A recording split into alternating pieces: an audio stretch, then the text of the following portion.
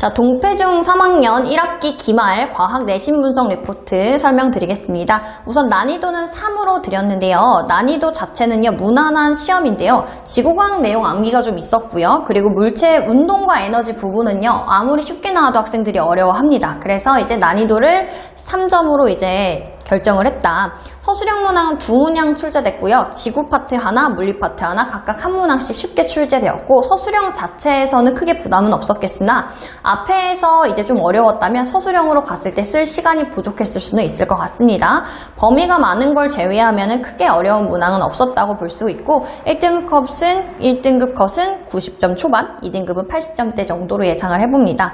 자, 단원별 소단원 출제 문항 수는 대기 중에 수증기라고 해서 이제 이 부분에서 5문항이 출제가 됐고요. 여기에서는 이제 이슬점 같은 것들을 계산하는 이런 부분이 좀 까다롭고, 기압과 날씨 변화 쪽에서는 온대적 기압이라고 하는 좀 어려운 개념이 있는데 쉽게 출제는 됐으나 학생들이 항상 어려워하는 그런 부분입니다. 물체의 운동이 7문항으로 물리 부분이 지금 지구과학이랑 봤을 때 지구과학 12, 물리 11로 좀 더 적긴 하지만 이 물체의 운동과 그 다음에 나오는 일과 에너지의 배분을 봤을 때는 물체의 운동 쪽이 7문항, 일과 에너지가 4문항으로 조금 차이가 있었다. 핵심 문항은 2번, 10번, 11번으로 꼽을 수 있는데요. 대표 문항 분석에서 2번, 10번, 11번의 특징도 같이 설명드릴게요.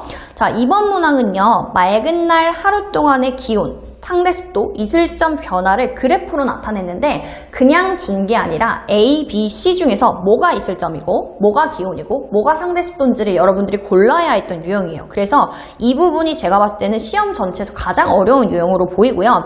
이 2번 문항이 어렵게 되면 시험 전체적인 난이도가 올라갑니다. 왜냐면 뒤에 문항들이 쉬운데도 불구하고 앞쪽 문항이 어려우면 이제 뒤로 가면서 어느 정도의 이런 멘탈의 흔들림이 생기기 때문에 전체적인 시험이 부족해졌다면 이 2번 문항일 가능성이 있다. 자, 그리고 10번 문항 같은 경우에는 전선 유형인데요. 굉장히 쉽게 출제됐지만요. 학생들이 이 따뜻한 공기와 차가운 공기가 만나는 이 전선이라고 하는 것을 이해를 못하는 경우들이 있어요. 그렇다면 좀 어려웠을 수 있겠다. 11번 같은 경우에는 아까 잠깐 설명드렸던 온대적 기압인데, 온대적 기압은 기본 개념을 물었지만 온대적 기압 역시 학생들이 이 내용 자체를 받아들이지를 못해요. 그러다 보니까 조금 어려웠을 수 있겠고, 하지만 이 문제 유형들 중에서는 좀 쉬운 편으로 출제됐다라고 볼 수 있겠습니다. 자, 21번 문항 같은 경우에는 사실은 아까 핵심 문항에는 언급을 안 드렸는데요. 왜냐면 21번 문제는 사실 굉장히 간단하게 나오긴 했는데 물리다 보니까 아무래도 물리에서 또 에너지 부분을 학생들이 많이 어려워하긴 하거든요. 이거는 이제 기본 유형으로 나왔어요. 하지만 학생들한테는 기본적이지 않았을 수 있겠다 정도로 설명드릴 수 있는데요. 질량, 속력 이렇게 두 가지 물리량을 같이 바꿔버렸고요. 그때 운동 에너지를 계산하고, 그리고 그 에너지를 가지고 일로 다시 전환이 될 수 있어서 그 일이라고 하는 거는 힘 곱하기 이동거리로 계산이 된다라고 하는 정말 그 개념에 대한 것을 정확하게 알고 계셔야지, 또는 공식이라도 잘 암기를 하고 있어야 되는데요.